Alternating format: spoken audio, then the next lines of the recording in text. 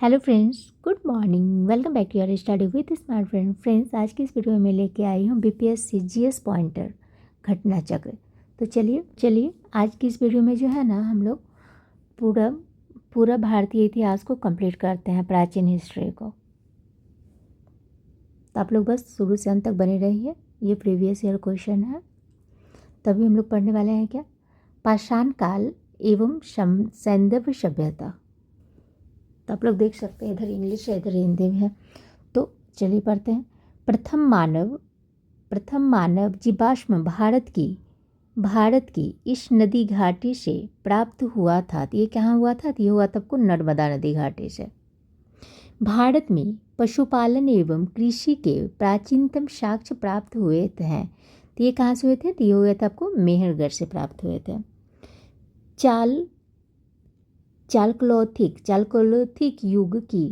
Chalcolithic युग भी कहा जाता था। किसको कहा जाता था? ये ताम्र पाषाण युग को कहा जाता था। सिंधु सभ्यता संबंधित है आदि ऐतिहासिक युग से। हड़प्पा में मिट्टी के बर्तन का सामान्यतः रंग का उपयोग हुआ था। तो किस रंग का हुआ था? तो ये हुआ था आपको लाल रंग का उपयोग हुआ था। इस हड़प्पा नगर में जुते हुए खेतों के निशान मिले हैं। तो कहाँ से मिले हैं? तो ये मिले थे आपको कालीबंगा से मिले थे। लोथल कालीबंगा डवरकोट और राखीगढ़ी में से एक हड़प्पा कालीन स्थल गुजरता है। कहाँ से? तो ये लोथल से गुजरती है। तो देख रहे हैं, ये 67 की है। सिंधु घाटी सभ्यता का एक पतन नगर है। तो ये हो गया आपको लोथल हो गया। सिंधु घाटी सभ्यता की सबसे महत्वपूर्ण विशेषता है। तो ये क्या विशेषता है? तो ये हो गया आपको पक्की ईंट से बनी इमारत कला और वास्तुकला। इस हड़प्पाकालीन स्थल से हल का टेराकोटा प्राप्त हुआ। कहाँ से हुआ था? तो इस हड़प्पाकालीन स्थल से हल का टेराकोटा प्राप्त हुआ है। तो ये कहाँ से हुआ है? तो ये हो गया आपको बनावली कालीबंगा से। हाथी बैल घोड़ा में से एक जानवर जिसके बारे में सिंधु घाटी की सभ्यता के लोगों को नहीं पता था। तो इनमें से कोई भी किसी के बारे में भी नहीं पता था। हड़प्पा और मोहनजोदड़ो के उत्खनन से संबंधित नहीं थे। तो कौन संबंधित नहीं थे? तो ये हो गया आपको B.A. स्मिथ। सही सुमेलित है इन सब में, कौन से सही सुमेलित हैं? तो ये हो गया आपको उत्तनूर हो गया आपको तेलंगाना। चिरांद हो गया आपको बिहार में। गुफकला कश्मीर में। पयमपल्ली हो गया आपको तमिलनाडु में। भीमबेटका स्थल कहाँ है? तो ये हो गया आपको रायसेन मध्य प्रदेश में। नेक्स्ट क्या है? IIT खड़गपुर के अध्ययन दल की रिपोर्ट के अनुसार लगातार कितने वर्षों की नाक के बराबर वर्षा का होना सिंधु घाटी सभ्यता के पतन का कारण रहा था। तो ये हो गया आपको 900 वर्ष। प्राचीन काल में गंगा के दक्षिण क्षेत्र को कहा जाता था। तो ये कहा जाता था आपको मगध कहा जाता था। तो अब देखते हैं हम लोग क्या, वैदिक काल। ऋग्वेद संहिता का 9वां मंडल पूर्णतः समर्पित है। तो किसको समर्पित है? तो ये सोम और इस पे या नामकृत देवता को समर्पित है। बेग जकोई महत्वपूर्ण है क्योंकि यहाँ से प्राप्त अभिलेखों में वैदिक देवताओं का नमो उल्लेख प्राप्त होता है। प्रसिद्ध 10 राजाओं का युद्ध इस नदी के तट पर लड़ा गया। तो ये हो गया आपको परुशनी नदी पर लड़ा गया था। गायत्री मंत्र किस पुस्तक में मिला है? तो ये मिला है आपको ऋग्वेद में मिला है। इस काल में अछूत की अवधारणा स्पष्ट रूप से उद्घृष्ट हुई थी। ये हुई थी आपको धर्मशास्त्र के समय में हुई थी। हुए थे। भारतीय उपमहाद्वीपों में लोहे का प्रयोग शुरू हुआ था। कब हुआ था? तो ये हुआ था आपको लगभग 3000 साल पहले हुआ था। सत्यमेव जयते लिया गया था। कहाँ से ये लिया गया था? आपको मुंडक उपनिषद से लिया गया था। सो अब देखते हैं हम लोग क्या बौद्ध धर्म से क्या क्या क्वेश्चन पूछे गए थे, तो वहाँ से देख लेते हैं हम। महात्मा बुद्ध का महापरिनिर्वाण हुआ था। कहाँ हुआ था? तो ये हो गया था आपको कुशीनगर में हुआ था। बोध गया में ज्ञान प्राप्ति हुई थी गौतम बुद्ध को।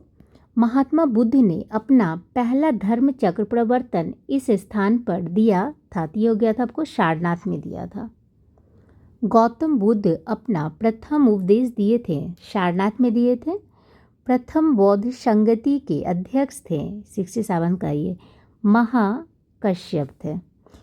प्रथम बौद्ध महासभा आयोजित हुआ था राजगीर में हुआ था। भगवान बुद्ध के महापरिनिर्वाण के बाद पहली बौद्ध संगति हुई थी।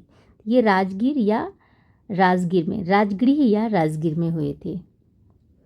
कनिष्क के शासनकाल में बौद्ध सभा आयोजित की गई थी कश्मीर में। चतुर्थ बौद्ध संगीति कश्मीर में आयोजित की, ये कनिष्क ने की थी। तृतीय बौद्ध सभा किस स्थान पर बुलाई गई थी? तो ये बुलाई गई थी आपको पाटलिपुत्र में बुलाई गए थे। भारतीय कला में स्तूप, चैत्य और विहार का निर्माण संबंधित है, तो बौद्ध धर्म से नेक्स्ट क्या है? बुद्ध के जीवन की 4 महत्वपूर्ण घटनाओं और उनके संबंध 4 स्थानों का नीचे उल्लेख है। जन्म हो गया आपको लुम्बिनी में, ज्ञान प्राप्ति बोधगया में, प्रथम प्रवचन हो गया आपको सारनाथ में, और निधन हो गया उनका कुशीनगर में। नेक्स्ट क्या है? गौतम बुद्ध का जन्म हुआ था। ये हुआ था गौतम बुद्ध का जन्म हुआ था आपको लुम्बिनी में हुआ था। बोधगया में महाबोधि मंदिर बनाया गया जहाँ, तो वो कहाँ बनाया गया था? ये गौतम बुद्ध को ज्ञान की प्राप्ति हुई थी, वहीं पे जो है ना गौतम बुद्ध की मंदिर बनाई गई है। बोधगया में बोधि वृक्ष अपने वंश की इस पीढ़ी का है, तो ये हो गया आपको पंचम पीढ़ी का है। त्रिपिटक इस धर्म की पुस्तक है, तो त्रिपिटक इस धर्म की कौन? बौद्ध धर्म की पुस्तक है। विश्व का सबसे ऊंचा कहा जाने वाला विश्व शांति स्तूप बिहार में है, तो कहाँ पे? ये राजगीर में, बिहार के राजगीर में है। गौतम बुद्ध को एक देवता का स्थान किस राजा के युग में प्राप्त हुआ था? तो ये कनिष्क के समय में हुआ था। नालंदा विश्वविद्यालय के संस्थापक का युग है कौन सा? तो योग आपको गुप्त काल। नालंदा विश्वविद्यालय के संस्थापक थे कुमारगुप्त थे। नालंदा विश्वविद्यालय विश्व प्रसिद्ध था, ये थे आपको बुद्ध धर्म प्रदर्शन के लिए। विक्रमशिला विश्वविद्यालय किसके द्वारा स्थापित की गई थी? तो ये धर्मपाल के द्वारा स्थापित की गई थी, धर्मपाल के द्वारा। बिहार में विक्रमशिला विश्वविद्यालय के संबंध में निम्नलिखित कथन असत्य हैं, तो ये हो गया आपको, यह बिहार के वर्तमान बांका जिले में स्थित था। इसकी स्थापना पाल वंश के राजा गोपाल प्रथम ने की थी, तो ये असत्य है। कथन ए 12वीं शताब्दी के अंत तक नालंदा महाविहार का पतन हो गया। कारण क्या था? तो महावीर को राजकीय प्रशय मिलना बंद हो गया था। तो अब यहाँ पर मिल जाएगा आपको दोनों ए और आर सही है और आर ए की सही व्याख्या करता है। नव नालंदा महाविहार किसके लिए विख्यात है? तो ये हो गया आपको पाली अनुसंधान संस्थान के लिए। बोधिसत्व पद्म पानी की पेंटिंग स्थित है, तो ये कहाँ पे है? तो ये हो गया आपको अजंता में स्थित है।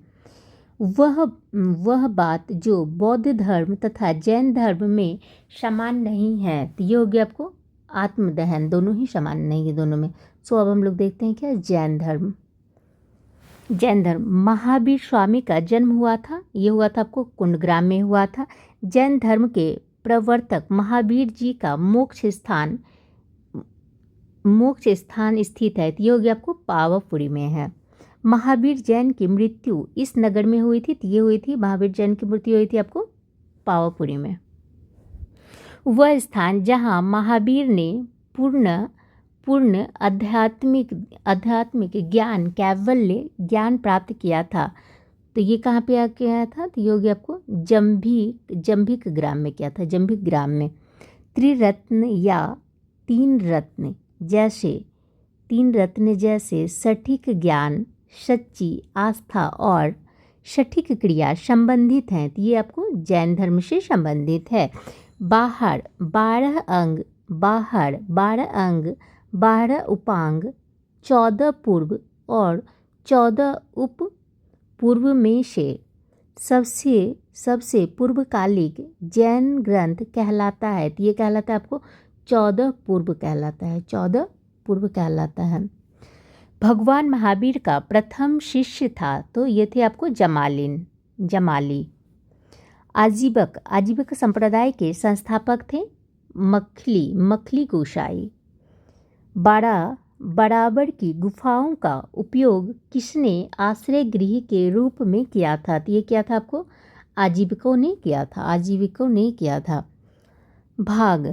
भागवत संप्रदाय के विकास में किसका देन अत्यधिक था, तो ये हो गया आपको गुप्त का।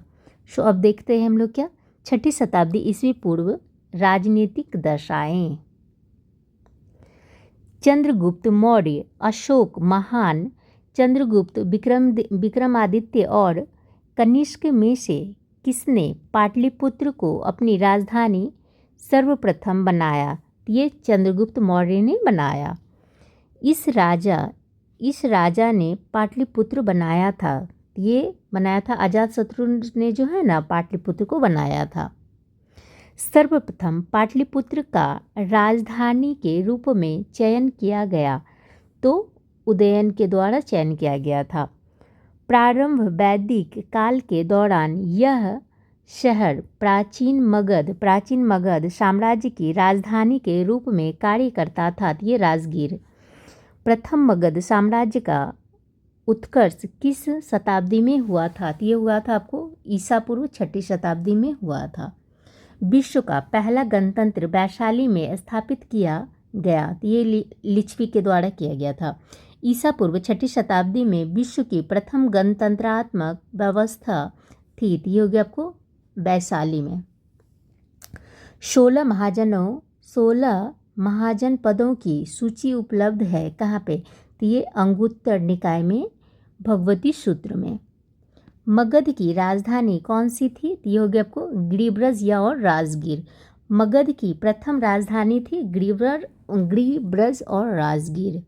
सही सुमेलित है इसमें से, तो ये हो गया आपको मल्ल कुशीनगर, अंग हो गया चंपा, गंधार हो गया तक्षशिला, वश्य हो गया कौशाम्बी। प्रधोत राजा था अवंतिका। अंग जनपद की राजधानी कहाँ थी, तो ये हो गई आपको चंपा में राजधानी थी। अजातशत्रु के वंश का क्या नाम था, तो ये था इनका वंश का नाम हर्यक। नंद वंश के पश्चात मगध पर किस राजवंश ने शासन किया था, तो ये मौर्य ने किया था। मगध शासक बिंबासार का चिकित्सक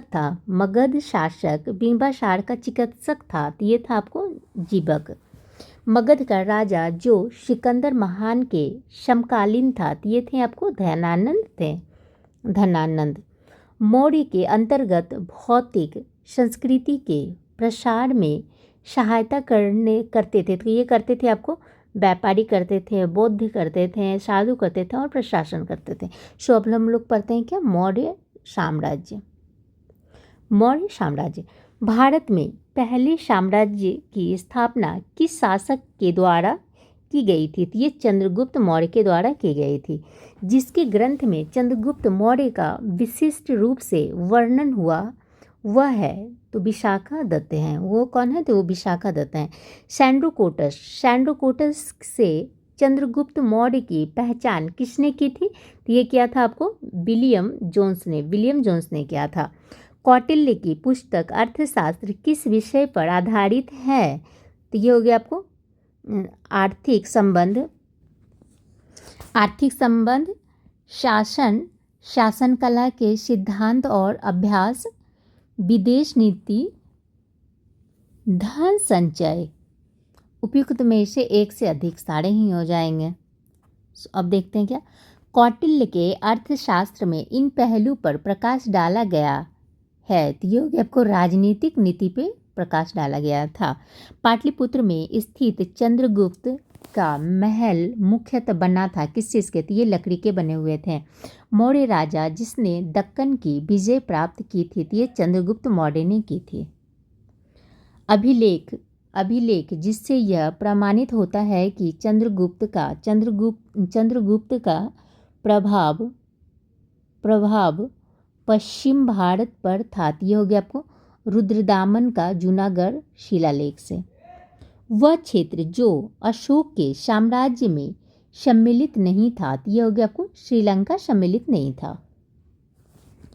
अशोक के शासनकाल में बौद्ध सभा किस नगर में आयोजित की गई थी? तो ये की गई थी आपको पाटलिपुत्र में। अशोक के शिलालेखों में प्रयुक्त भाषा है तो प्राकृतिक।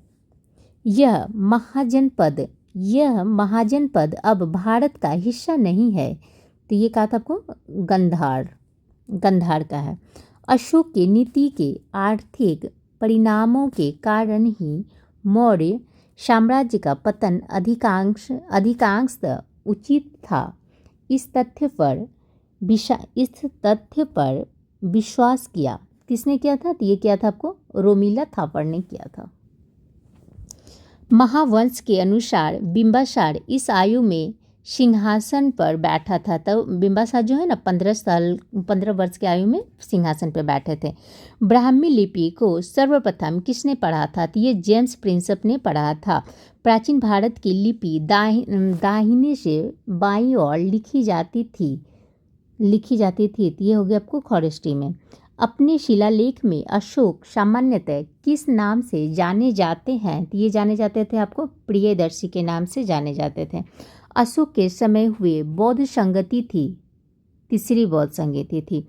केवल वह स्तंभ जिसमें अशोक ने स्वयं को मगध का सम्राट बताया है, तो ये हो गया आपको भाब्रू स्तंभ। किस अभिलेख में कलिंग विजय का वर्णन है? तो ये हो गया आपको अशोक के 13वें बृहद शिलालेख में है। अशोक के धम्म का मूल संदेश है, तो ये हो गया आपको शांति एवं अहिंसा, धार्मिक सहनशीलता। मेगास्थनीज दूत था। मेगास्थनीज किसका दूत था? तो ये हो गया आपको शैलुकस के दूत थे। मेगास्थनीज शैलुकस के दूत थे।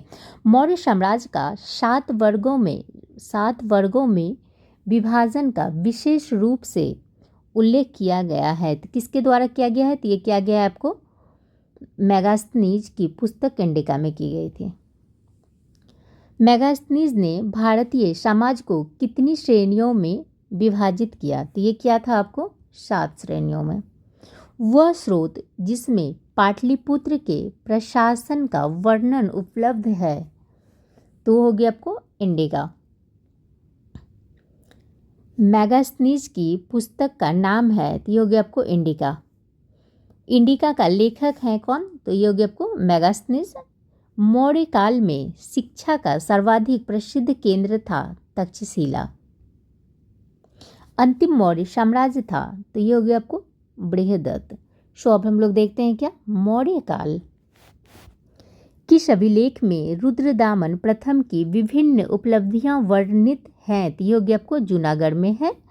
2री शताब्दी के आसपास रचित संस्कृत के शिलालेखों के अनुसार सुदर्शन झील एक कृत्रिम जलाशय की मरम्मत किसने की थी? तो ये की थी आपको रुद्रदामन ने की थी। पुष्पमित्र शुंग मिनाडर भीम कडफिशस और गौतमी पुत्र सतकर्णी में से किसने सर्वप्रथम व्यापक पैमाने पर स्वर्ण मुद्रा का प्रचलन किया? तो ये था आपको भीम कडफिशस ने किया था। शुंग वंश के बाद किस वंश ने भारत पर राज किया था? तो ये किया था आपको कण्वा या कण्व वंश ने किया था। कला की गांधार शैली फली फूली कब? तो ये हो गया आपको कुषाणों के समय में फली फूली थी। राजा खारवेल का नाम जुड़ा है किस? तो ये जुड़ा है आपको हाथी गुम्फा लेक के साथ। दशरथ बृहदर्थ खारवेल और हुविस्क राजाओं में से जैन धर्म के प्रति भारी झुकाव था किनका? तो ये हो गया आपको खारवेल का। कलिंग नरेश खारवेल का संबंध था महामेघवाहन वंश से चेदी वंश से। टेसियस प्लिनी टॉलमी और स्ट्रैबो में से Periplus of the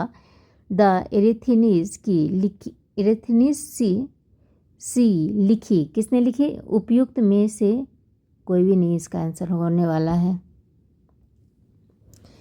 Periplus Morris एरिथॉय ब्याएज around एरिथियन सी एक अनाम ग्रीक बोलने वाले व्यापारी द्वारा प्रथम शताब्दी ईस्वी पूर्व में लिखी गई इस विलफ्रेंड एच स्कॉफ द्वारा पेरिप्लस ऑफ द इरिथियन सी के रूप में अनुवादित किया गया।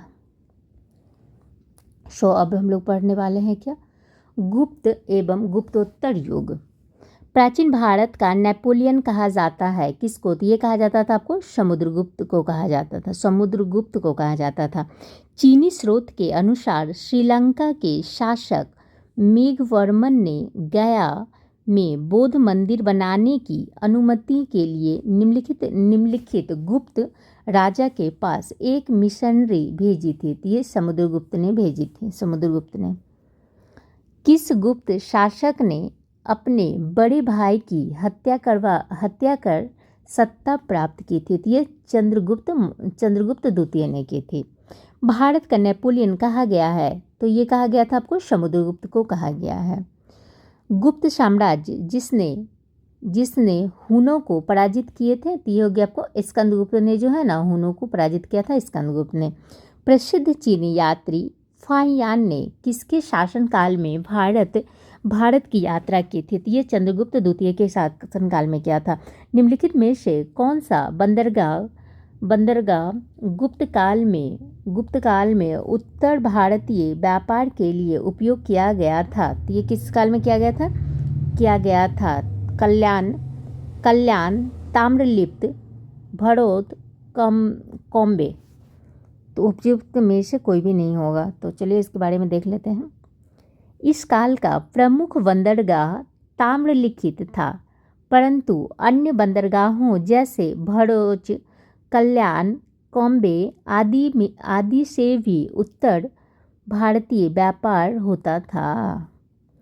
शैमिल्य शूद्रक सोनक और सुश्रुत में से गुप्त काल में औषधि के क्षेत्र में अनेक कार्य किए जाते हैं। तो इसमें से हो जाएगा आपको उपयुक्त में से कोई भी नहीं होगा। आर्यभट्ट, भास्कर, ब्रह्मगुप्त और बारामाहिर में से पहली बार यह व्याख्या की थी कि पृथ्वी के अपनी धुरी पर घूमने के कारण प्रतिदिन सूर्योदय एवं सूर्यास्त होता है। तो ये हो गया आपको आर्यभट्ट ने कहा था। नगरों का क्रमिक पतन इस काल की एक महत्वपूर्ण विशेषता थी। ये हो गया आपको गुप्त काल।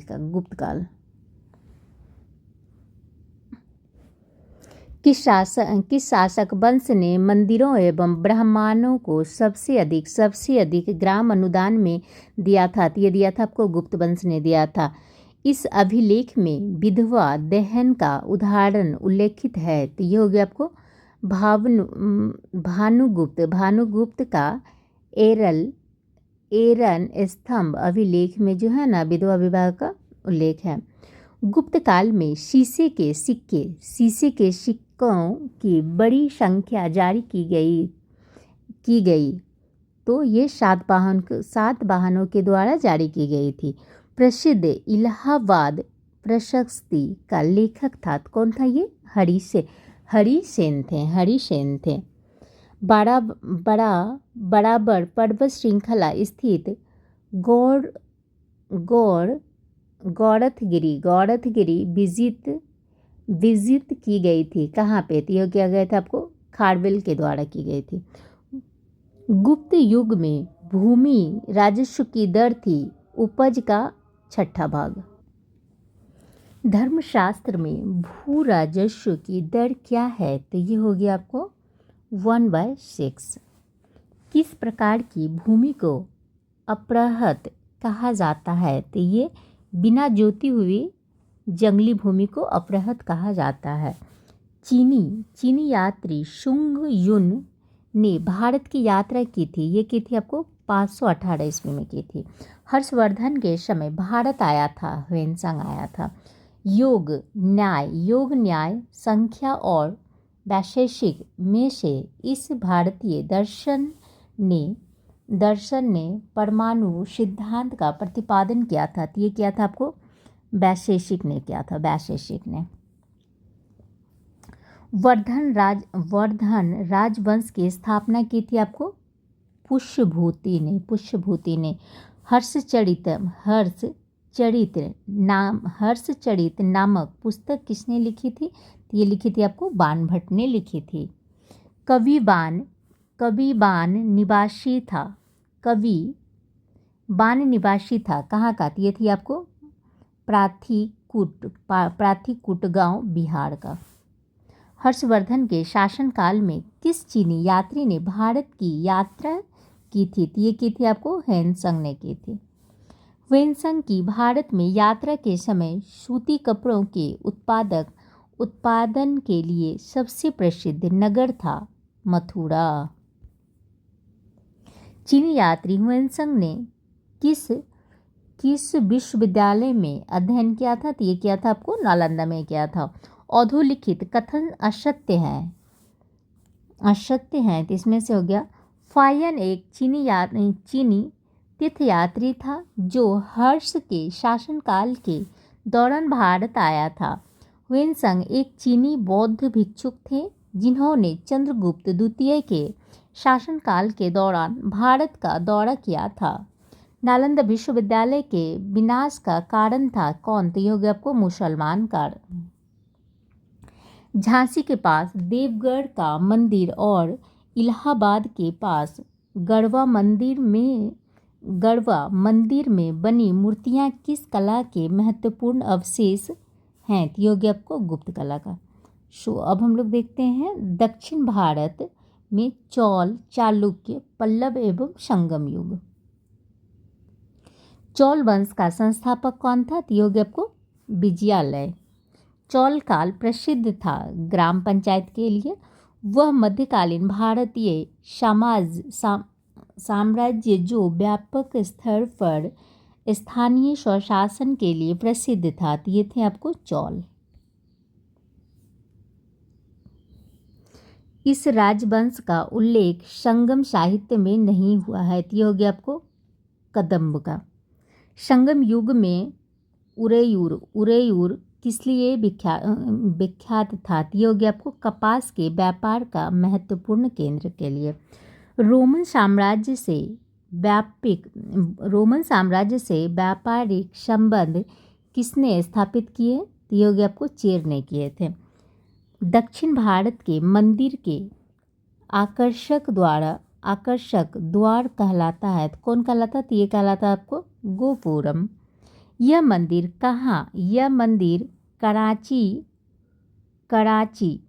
ये मंदिर कांचीपुरम में स्थित है। तो ये कहा था आपको एकाम्बरेश्वर मंदिर। तंजावुर में बृहदेश्वर मंदिर का निर्माण कराया था। तो ये राज प्रथम ने करवाया था। सही सुमेल है। राष्ट्रकूट हो गया आपको मलखेर। पांड्य हो गया आपको मदुरई। चोल हो गया थंजावुर। और होयसल हो गया आपको हलेविड। सो अब हम लोग देखते हैं प्राचीन साहित्य एवं साहित्यकार। मुद्रा राक्षस के लेखक हो गए आपको विशाखादत्त। कुमार संभव महाकाव्य किस कवि ने लिखा था? तो ये लिखा था आपको कालिदास ने। कल्हन पुस्तक का नाम क्या है? कल्हन की पुस्तक का नाम क्या है? तो ये हो गया आपको राजतरंगिनी की प्राथमिक पुस्तक नीतिसार लिखी गई थी कामनंदक के द्वारा। कालिदास के कुमार संभवम इस पौराणिक चरित्र की जन्म कहानी है। तो ये हो गया आपको कार्तिकेय की। किरात अर्जुनीय पुस्तक किसने लिखी थी? तो ये लिखी थी आपको भारवी ने लिखी थी। स्वप्नवास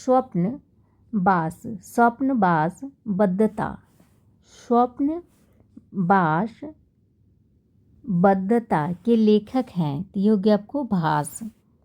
अर्थशास्त्र नामक पुस्तक का लेखक है आपको कौटिल्य। उस स्रोत का नाम बताएं जो प्राचीन भारत के व्यापारिक मार्गों के बारे में मौन है। तो ये हो गया आपको संगम साहित्य। सही सुमेलित है तो चरक हो गया आपको चिकित्सक। ब्रह्मगुप्त गणित। बारामिहिर ज्योतिष। और विशाखादत्त हो गया आपको नाटक। सो अब देखते हैं हम लोग क्या पूर्व मध्यकाल जो कि 800 से लेकर 1200 ईस्वी तक है। ताम्रपत्र लेख दर्शाते हैं कि प्राचीन काल में बिहार के राजाओं का संपर्क था। ये था आपको जावा सुमत्रा से। सुवर्ण भूमि का वह राजा जिसने नालंदा में एक बौद्ध विहार की स्थापना की तथा उसके रख रखाव हेतु अपने दूत द्वारा देवपाल से 5 गांव दान में देने के लिए प्रार्थना की थी। हो गया आपको बालपुत्र देव। पृथ्वीराज रासो के लेखक हैं। तो ये हो गया आपको चंद्रबरदाई। ओदंतपुर शिक्षा केंद्र इस राज्य में अवस्थित है। तो ये हो गया आपको बिहार में राज्य। विक्रमशिला नामक प्राचीन विश्वविद्यालय की स्थापना बंगाल के किस शासक ने की? ये की थी आपको धर्मपाल ने। उस पाल शासक का नाम बताएं जिसने विक्रमशिला विश्वविद्यालय स्थापित किया था। तो ये किया था आपको धर्मपाल ने किया था। कश्मीर का अकबर नाम से प्रसिद्ध सुल्तान था। तो सुल्तान जैन आबिदीन। कर्नाटक वंश का संस्थापक कौन था? तो ये हो गया आपको न्यायदेव। कर्नाटक वंश का अंतिम शासक था आपको Harisen. Thank you friends. I hope कि वीडियो अगर पसंद आई है तो प्लीज़ शेयर कीजिए, लाइक कीजिए, सब्सक्राइब कीजिए। फ्रेंड्स मैंने जब तक अब पूरे प्राचीन हिस्ट्री को कंप्लीट कर दिया है। Thank you.